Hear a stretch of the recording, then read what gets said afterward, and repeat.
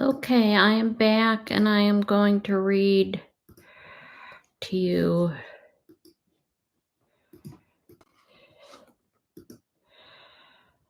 um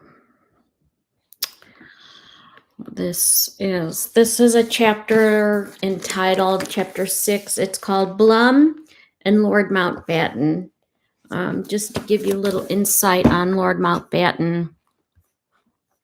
Lord Mountbatten, Louis Mountbatten, and Edward VIII had a complex and contentious relationship due to family ties. Mountbatten was Prince Philip's uncle, and there were political differences, with Mountbatten disliking Edward's abdication and his involvement with WallisSimpson, even leading to a feud over the heirloom jewels after Edward went into exile. Mountbatten also famously brought the Duke of Windsor back to Britain from France during the war, and it is a move that caused friction with the royal family. Well, he went on to become Governor General of the Bahamas. Actually, was a pretty good Governor General of the Bahamas. And that you'll see later on in the book on part 2, because it talks about the time Wallis's birth until the meeting of the Duke of Windsor and, after the abdication. So I'm going to read chapter 6. It's a short chapter, and it's entitled Bloom and Lord Mountbatten. So I'm going to just show you some pictures of Mountbatten, and see, there was kind of a relationship in their early years between Mountbatten and the Prince of Wales. But then Mountbatten is kind of a tricky character.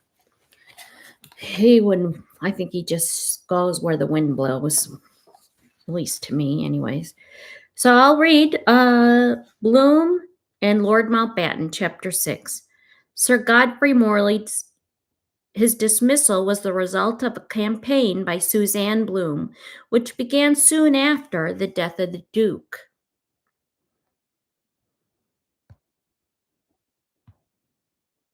Just want to do a sound check. Anyways, it was affected by a letter signed by the Duchess on 19 January 1973, which appointed Mater Suzanne Blum to be her sole and legal representative. As we have seen, with the help of Sir Godfrey Morley, the Duke of Windsor's last will placed all his money in trust, of which the Duchess was the sole beneficiary during her lifetime. It was a simple and straightforward operation. He had been anxious that the staff might leave her when he died, so they would not get their bequests unless they remained with her in her service. The Duke did not inform Blum about this will.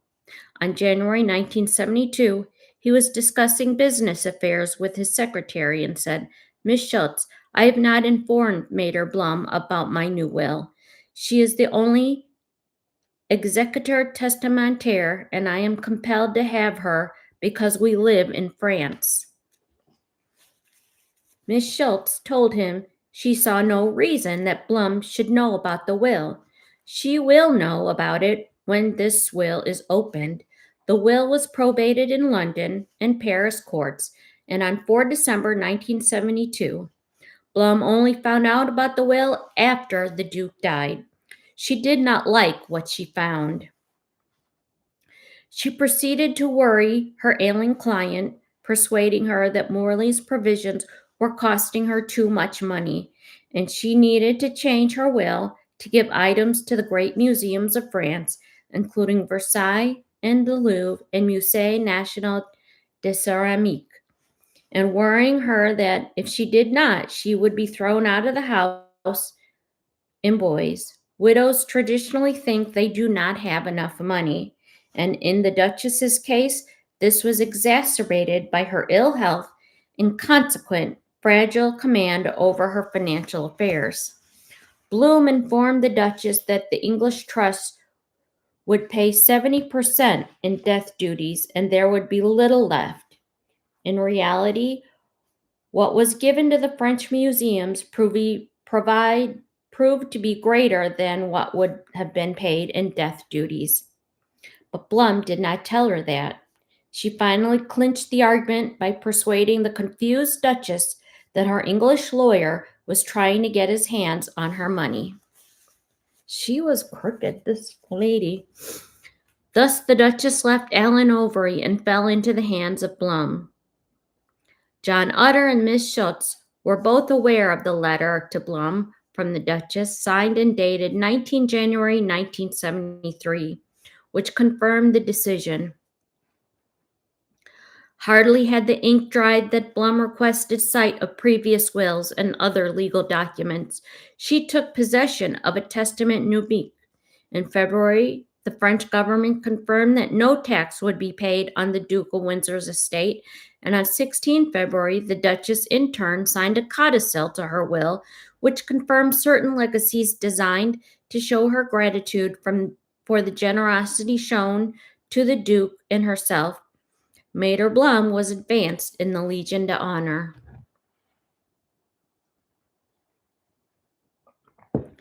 Within a month, on 8 February, Lord Mountbatten came to tea with the Duchess. This was a mere week after she left the hospital following her broken hip, so he was surprised to see her coming downstairs, walking slowly with her nurse. Mountbatten was further surprised when she asked him if he had seen David. A far from sensitive man, he replied quickly, "How nice that you feel he is so close. I share your feelings that he is very close to us now. Isn't it sad to think he is actually dead and gone?" The Duchess replied, "Yes, I suppose he has gone, but I feel he is always with me, and I can keep close touch with him." After that exchange, their conversation was more or less normal. Mountbatten then thanked the Duchess for sending the papers and the decorations over to England, maintaining as ever that this had been his idea, and said he thought Sir Godfrey Morley was doing a good job. She then said she had sad news for me because her French lawyer, Mater Blum, a woman who she had had for 30 years and whom they had both liked very much, had bowled out that he had been incompetent about a special private tax company that had been set up for them. When Mater Blum had disagreed with him, he had got a second French lawyer, in which proved equally unsatisfactory. The Duchess said she had paid off Morley and his French friend, falling quite a row. Mountbatten realized he was getting nowhere on the subject of Morley, and later she mentioned that this meant that Morley would no longer be to her executor. The Mountbatten reluctantly volunteered his services as a member of David's family. Mountbatten claimed that she consulted him after how various boxes and souvenirs should be distributed. His plan was that Prince Charles should have some say in where these items should go. Specifically, he suggested that any items given by the Duke's brothers, Prince George, the Duke of Kent, should go to the members of the Kent family. He then advised the Duchess to appoint another English lawyer. He offered to find her one and thought she agreed. He suggested he should speak to the Queen, Prince Charles, and Sir Martin Charteris, and again, he thought she agreed. The Duchess's doctor, Dr. Thynne, then rang up and managed to speak to Mountbatten. Apparently, he asked Mountbatten to be a liaison. Thynne told him that the Duchess's mind was rapidly deteriorating, and it was not going to be very long before she would be incapable of making any decisions, though her physical health was quite good, and she might live quite a while. In his diary, Mountbatten justified his actions.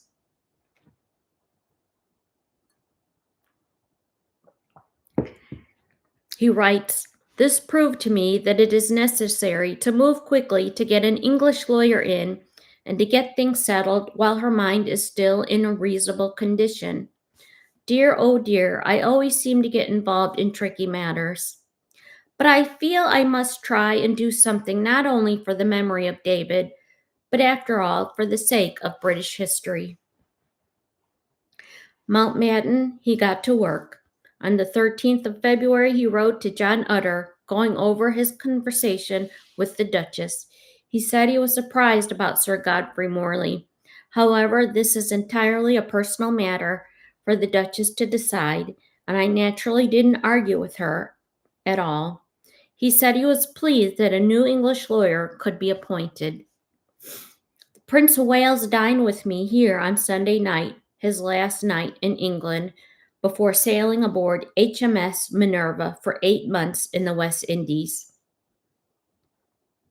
I told His Royal Highness about the departure of Godfrey Morley, and he agreed that this was entirely a decision for the Duchess to make personally. However, he was extremely pleased at her decision to take a new English lawyer. He was also relieved to hear that she was also keen to set up a trust fund to commemorate the late Duke of Windsor, and that she still wished the young Prince of Wales to be the principal trustee to decide how this money would be best spent in the way that his great uncle would have wished, probably for the benefit of the people in Wales, to ensure that his memory would be kept alive in the hearts of the people.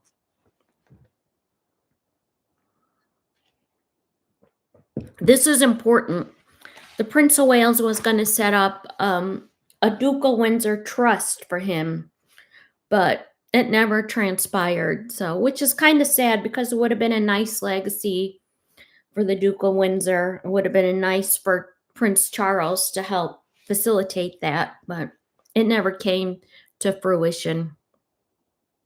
I also told him of the suggestion which I had made to the Duchess that personal souvenirs of historic importance bearing the Prince of Wales crest or the imperial cipher, ERI, his own last cipher, E, should only be given to people or institutions which we could feel certain that she and the late Duke would have approved of. He was delighted with the suggestion I had made that I might be associated with him as a trustee to help him in choosing the right people and places for the souvenirs and for the disposition of the money, furniture, pictures, and other belongings made over to the trust.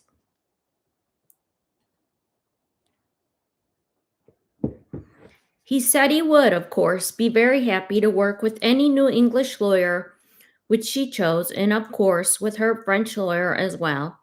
And he thought that possibly the senior partner in the firm of personal solicitors, which both he and his mother use, might be appropriate. This is Mr. Joe Burrell of Ferrars.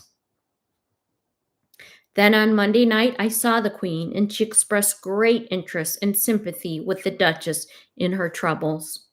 She said that she would be delighted if the Duchess cared to take Mr. Burrell as her new English solicitor, but felt strongly that the Duchess must be left complete freedom in choice. Her Majesty therefore recommended me to propose another solicitor as well as an alternative. I think a very good man would be Mr. Arthur Collins of Withers. He is very charming and regarded as very helpful and a tactful man. In fact, I think either of these two would do the Duchess very well. But if she wanted me to find yet another candidate, I would, and I would be pleased to do so. Neither of these has a connection with Allen and Overy or Godfrey Morley, and whoever is chosen would start with a completely fresh approach to the whole problem.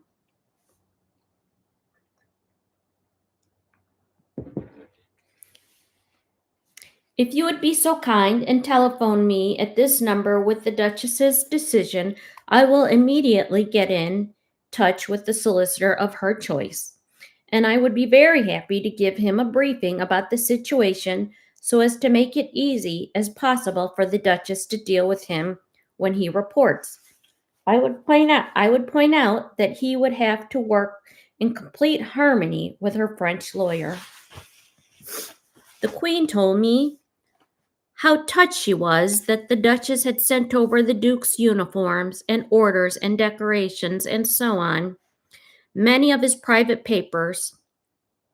Indeed, Her Majesty said that all the papers were lodged with great care in the royal archives at Windsor, and that all had arrived except the last 3 volumes of letters, which she understood the Duchess was arranging to have sent over. Yet we'll remember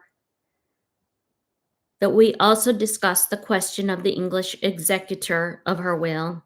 I was distressed to hear that no single member of the Duchess's family was left alive who could act in this capacity, and if she wanted a member of one of the families, I would be happy to offer my own services as executor. However, if the new English solicitor proves acceptable, he might be more suitable than me as an executor if I were in fact nominated to be one of the trustees of the Duke of Windsor's trust under the Prince of Wales. The Queen thought it was entirely understandable that the Duchess should wish to give some of the fine pictures in the collection to the French government in recognition of their having treated the estate so generously for exempting it from death duties. The Queen was also much touched to hear that the Duchess had refused Winston Guest's desire to buy those extremely historic New Zealand jade Marys, and that she had also rejected the request of the New York Metropolitan Museum to acquire the Duke's plain clothes for exhibition. However, all these things could very easily be arranged according to her wishes at any time, once trustees have been appointed and the new trust set up. I therefore urge very strongly that when the new English solicitor comes, he should get together with the French solicitor, and together they should set up the trust which the Duchess herself had expressed such a strong desire to do. If any chance the Duchess wants me to come over and see her again, I will always be at her service, although it is always possible for me to get away easily as if I have quite a number of engagements. Anyhow, I shall look forward to your ringing me up as soon as you have taken the Duchess's wishes in this matter. On 19 February, Mountbatten wrote to the Duchess thanking her for putting him in touch with Mater Blum, who was charming and helpful on the telephone. Blum had agreed to meet Joe Burrell in Paris, and the following week, Mountbatten had continued.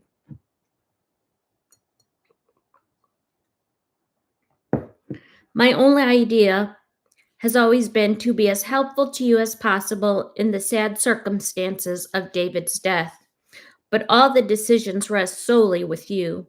I know all David's family feel the same way and want to be helpful without interfering. Would it be any help my offering my services as one of the executors of your will? I was David's devoted friend, and he was my best man, and I would like to do this for you if you would like it. Please look after yourself and don't go breaking any more bones. Much love from your old friend, Dickie. Joe Burrell duly went over to see Mater Blum, but she made it clear that his services would not be required. She explained to him that the Windsors had lived tax-free in France for 35 years, and the Duchess had been exempted from paying any death duties. The rent of the Paris house was virtually symbolic, and as soon as the Duke died, a number of people stepped forward to offer 50 times more. Blum's line was that if the Duchess appointed an individual, a foundation, a trust, or a company to operate for her, 70% of her possessions in France or elsewhere would go to taxes.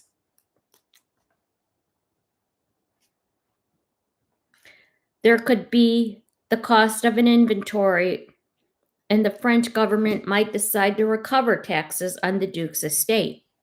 Blum had other provisos and expressed the hope that members of the royal family would not have to pay tax on historical objects or personal souvenirs that they received from the Windsors. She told him that the Duchess knew exactly what she wished to do. She wrote that the Duchess, her friends, and entourage did not need to be reminded constantly of her death, and she urged that she should be left in peace because although the Duchess was courageous, these discussions were distressing her. They were distressing for her and for them. Joe Burrell, thanked Blum and told her he was communicating what she had said to Sir Martin Charteris in order that the Queen could be informed. He congratulated her for the way she had dealt with the French government and the consequent generosity in which the Windsors had been treated. He affirmed his wish to be able to keep in touch with her from time to time as the occasion arose. A few days later, he sent Blum a copy of a letter from Sir Martin Charteris, which he thought she should have on her file. Soon after the dismissal of Sir Godfrey Morley, Maurice Amiguet, the Duchess's banker, and the Societe de Banque, Swiss in Zurich, came to the house. Amiguet had been the Duke's Swiss banker and advisor since 1952. He had been involved in the crisis caused by the dishonesty of Victor Waddilove, the disgraced private secretary, particularly since these involved dealings in French francs and the black market.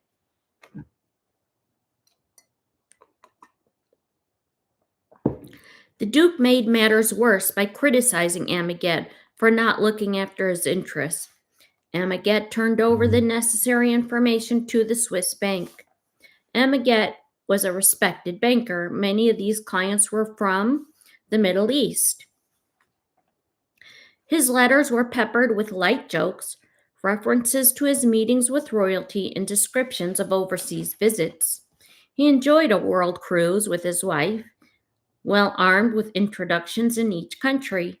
He moved between Zurich, St. Moritz, and the south of France. When in London, he stayed at the Dorchester.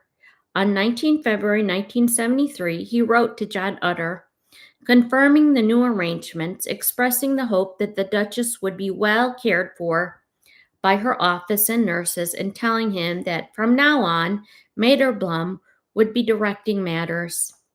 Blum had begun to take over. This process would continue over the next few years.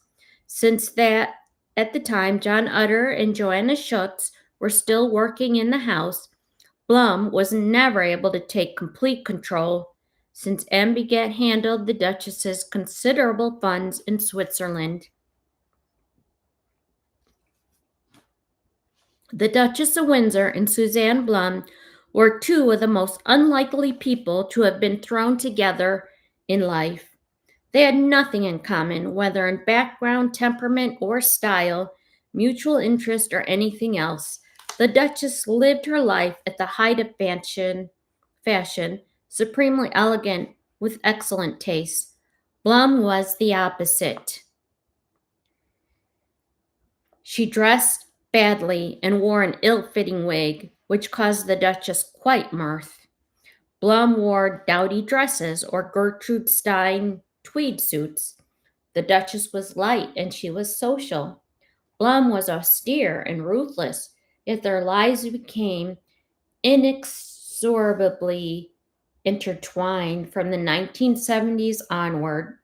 Blum's first connection with the Windsors as the wife of their legal representative in Paris. Yet she rose to describe herself as the Duchess's executor.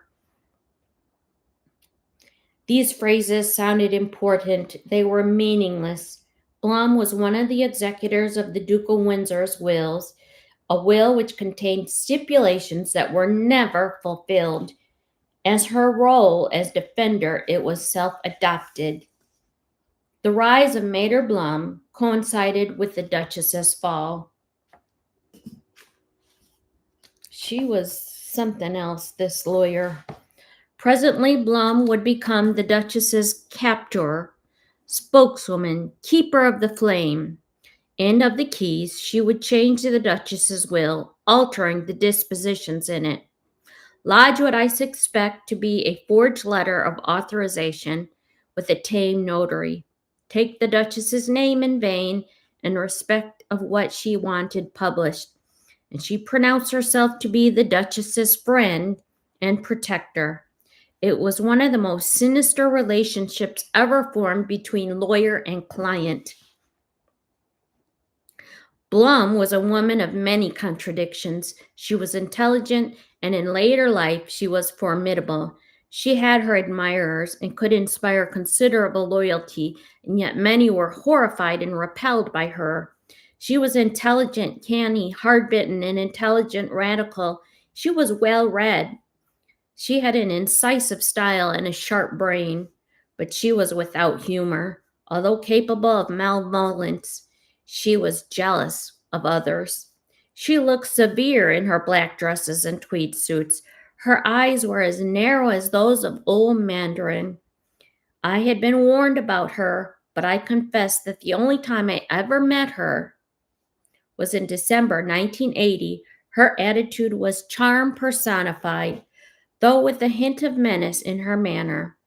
It is unlikely that Blum would have gained her position as supremacy had the Duke of Windsor outlived the Duchess. His links with the British court and his own family were always stronger than the general public were led to believe. Being a man and a former king, he would have been better protected, but after his death, the Duchess was isolated, not only as a 76-year-old widow without close blood relatives, but also as a woman in frail health. I first heard the name of Blum in the summer of 1973.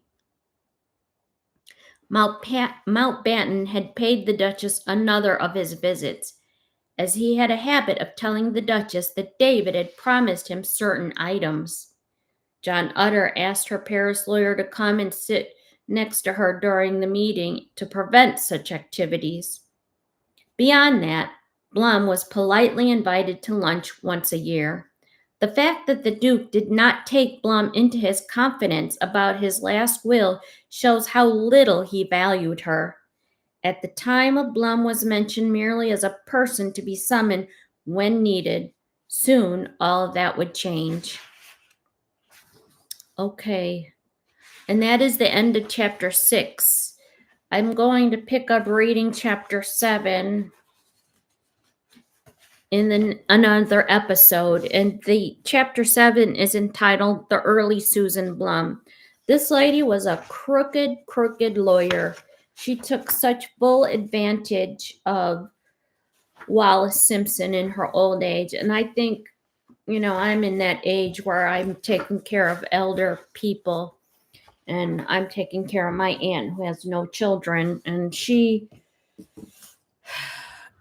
elderly are prone and vulnerable, and this was so wrong what she did, and it's this very sad story of what happened to, no matter what you felt about the abdication in WallisSimpson, it's such a very sad story of what happened with this lawyer, with taking advantage of her, and it's very, very sad. So, but it's a good book.